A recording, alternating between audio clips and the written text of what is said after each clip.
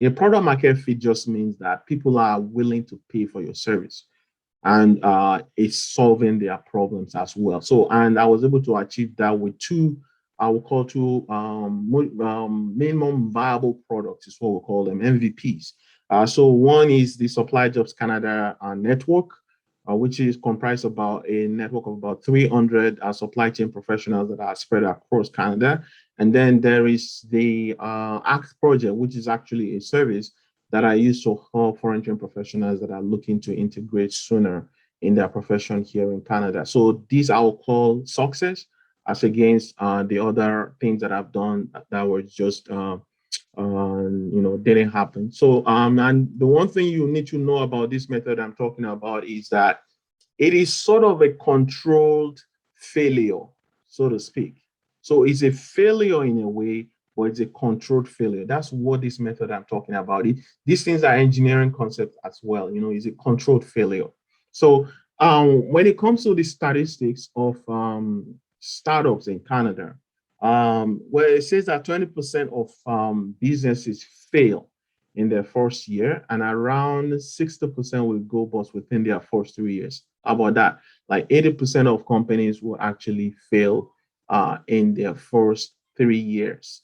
And due to these top 5 reasons, one of the reasons that companies fail, 80% of companies fail in their first 3 years of starting is no market need. What does that mean? It goes back to what I said earlier. A lot of people have ideas. They also would like to start a business, or they don't also, they want to move away from being employed and become self-employed. But that is as good as it is. But they are not really solving any problem to start with. These ideas are not solving any problem. And that's one of the major reasons that top 60, I mean, 80% of startups in Canada are failing is because there was no market need to start with.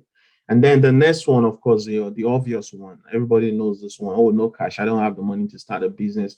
And the very top one here is no market need, is a question that the lean startup actually helps us to solve. And that's really what I'll be showing us going forward on how I have used the lean startup method to actually address this challenge. So the lean startup method is actually based on a mindset, okay? It's based on the mindset that you start where you are, use what you have, do what you can. That's as simple as that.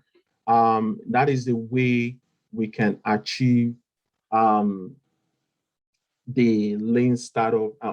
That's how we can actually achieve what we call the product market fit with the lean startup method.